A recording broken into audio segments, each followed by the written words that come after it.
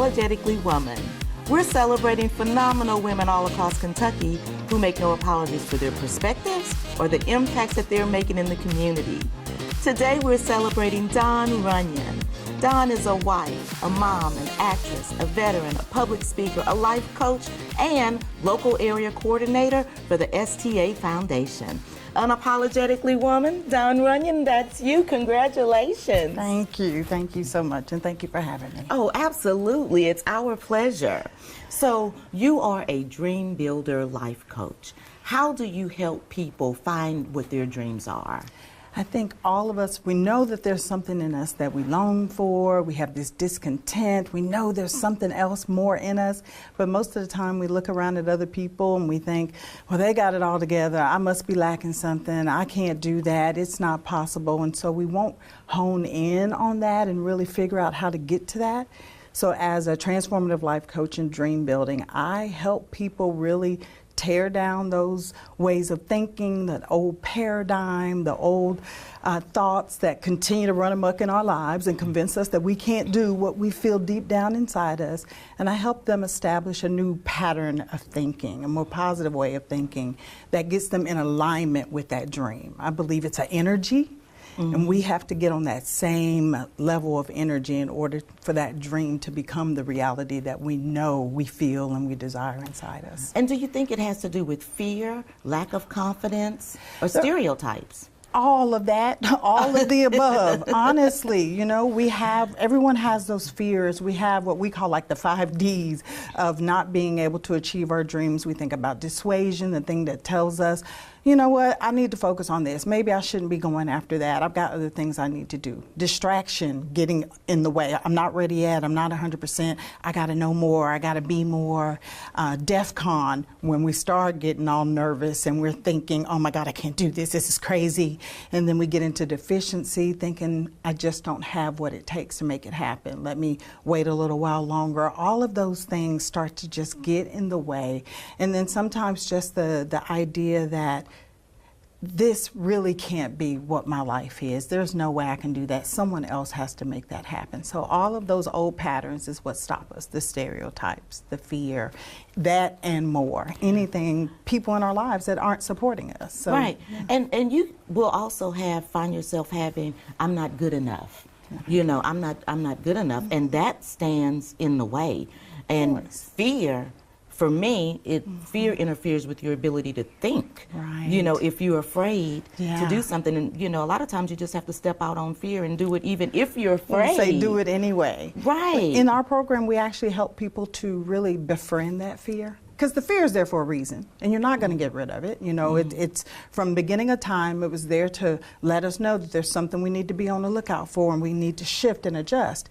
But now we look at that fear and we go, oh, I shouldn't go that way. Instead, we go, okay, fear, hold on. I am fearful, but I'm going to let you get in the back seat. Ride with me.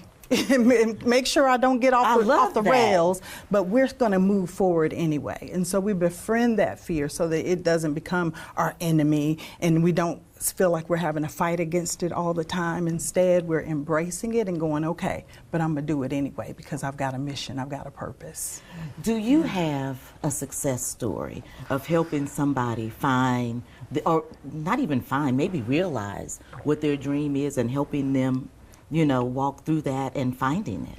I've had several opportunities to be able to help people throughout my life. Even before I went into really being a dream builder coach, it's just always been a part of who I am.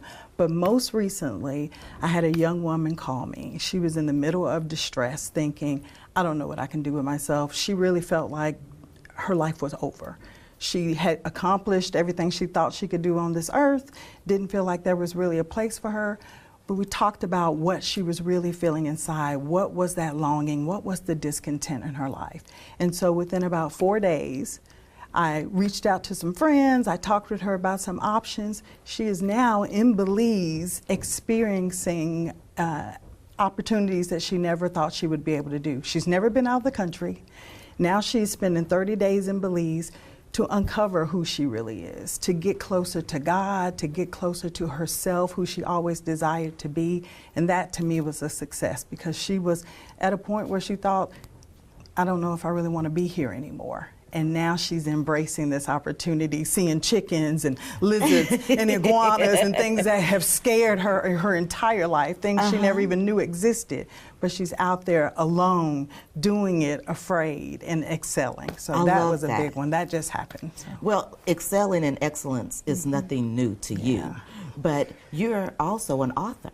I am. I had my first book published in December 2023, and I was part of a collaborative with a lot of What's different women. What's the name of the book? Let us know. The book is My Sister's Keeper. And we had about 11 different authors who came together to write that book. It was a wonderful experience. It started as a little coffee table book. We wanted it to be words of wisdom for young women.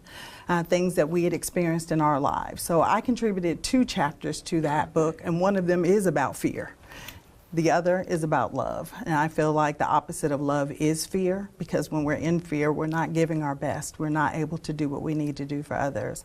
And so there's no way for us to really truly love someone when we're living in fear. And I believe the Bible says that perfect love drives out fear. So that's a good way for us to learn how we can step into who we truly are. And I think it's so great to have these resources, you know, that you're a part of, that you're making available to girls and young women, or all women really, you know, because we all go through that period of being insecure about who we are and being afraid of what other people are thinking about us. And at some point you get to a place where you just don't care. I can't be worried about that. That's right. That's right. But it's hard. I'm 53 years old, and I still have those moments. No matter what stage I'm in life, no matter what opportunity I'm going after, I find myself, you know, replaying those old thoughts, and I will start to say the negative things about me before someone else can say them. I start telling myself what I can and can't do before someone else criticizes me. And then I have to go, what am I doing? Yes. Roll that back. No. Up until now, these things may have been true, but at this point, this is the direction I'm going in. And so that helps me to kind of put that fear aside, reach into who I truly am, and go after the excellence that I feel like we all have inside us, and we all have the opportunity or even the obligation to walk into. And so you come from deep inside yourself all the time, because you're also an actress. I am. I like saying that. I'm an actress. Yes, you're an actress. Yes. Tell us about that. That was a beautiful experience. I think it's something I always wanted to be. I think if you talk to any actor or actress, oftentimes they talk about how their childhood kind of set them up for that. I was a only child, and I experienced, unfortunately, a lot of different abuse as a little girl. And so playing make-believe, pretending, or disappearing into my own little world was kind of a safety net for me. It's what I did in order to still exist in those moments. So I always desired to put on a show. I tell people, the person you see today is the person I was at 3 years old, and it's because I learned that as long as people could see me, I was safe. When they couldn't see me is when my abuser would harm me. So I learned to kind of put on this show. But acting became something that I could excel in because I could live experiences that I never thought I would be able to live into. And so it took me a while after doing it in high school, studying it a little bit in college. At the age of 50, I just said, I'm doing it. This is what I wanted to do. And I auditioned for my first play. I got the lead. I had about 75% of the lines. I was on stage by myself for about 2 hours, and I was scared to death. But it was a success. I loved it, and it turned into several other opportunities to stand in front of people. Yeah. To keep standing is one of the messages that I'm hearing from you, because we all have different journeys that we go through. Mine is different than yours, you know, but I think the whole deal of even succeeding is to just keep standing. Keep standing. Get back up, right? Just going. Yeah. Yes. As long as we have breath in our body, there's something we can be doing. And it's hard sometimes. I suffer with depression. I suffer with anxiety. And that makes me want to shrink back, hide, cover my head until the day passes or the situation passes by. But in that, it just left me longing because I knew something inside me that there was more. I can tend to wear a lot of different hats, but I believe, like, in the Bible talks about where Jesus gave people, or God gave 1 talent to one person, 5 talents to another, 10 to another. I think I probably am a person who has 10 talents. Not that that's a brag. Or more. Or more. Or more. And not a brag in that, but just I think that sometimes God gives more talents to people so that they have opportunity to do things when they don't think they can do others. I think the person with one talent is extremely special. That person with one talent, and they have a much more intense obligation to move forward in that talent. So I'm glad I didn't get that. He gave me an opportunity to make some mistakes, rewind, try something different, figure it out. And so I'm just doing everything in every way that I possibly can. And so I'm wondering, you do a lot with Green Dot, and I'm wondering how that connected to the trauma that you experienced over your lifetime. Yeah, so Green Dot, hopefully people understand it. I'm hoping plenty of the people who watch you know all about Green Dot. I had the great opportunity to implement that program here in the city of Lexington about 5 years ago. And it's all about encouraging individuals to step up for people that they see in harm's way, being an active and engaged bystander and not letting harm come to the people around you. That came to me because, again, as I said, I experienced a lot of abuse growing up. And in my first marriage, I was in a domestically violent situation. And it was a woman who had befriended me, who made an anonymous call one day that saved my life. And I was able to get out of that relationship.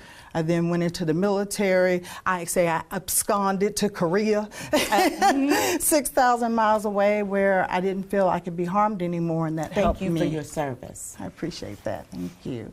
So it helped me to be able to pick myself up and go in a different direction, all because someone else saw me and made a choice that saved my life when I didn't think I had any other options. And so that's what's so important to me about Green Dot, because it's an opportunity for someone to step into someone else's life who doesn't feel like they have another choice. They don't know what options are available to them. They think that that road, that abuse, that relationship they're in, that they're stuck in it. But people that don't have that same belief, looking into their life and saying, you can be safe, and I want to help you be safe. That's important to me, and I think we all need that. We all do need that. We could sit here forever, but I would like you to give advice to anybody. I usually say young girls and young women, but abuse and trauma comes in many different, to all of, it could come to all of us. What kind of advice would you give somebody that might be in that situation and about finding their dreams? I think it would be important for people to recognize and believe wholeheartedly that what they're going through they don't deserve. That's not what they were created for. They were created to have a full life, to live it abundantly, to have joy and peace. And if they're not experiencing that in the relationship, in their job, in their friendships, in whatever situation in life, they can look for a way out. Talk to somebody, even if they're fearful. There are people who are willing to listen, and there is help available. So despite what everyone tells them, you're not lovable, nobody else is going to be here for you, you can't do this or you can't do that, those are lies aimed at keeping you in bondage. If you want out of that, if you feel and know that there's something more for you, talk to somebody, step out, and take that opportunity that comes to you. So proud of you. You guys continue to watch as we celebrate other phenomenal women just like Dawn on Unapologetically Woman. We'll see you soon.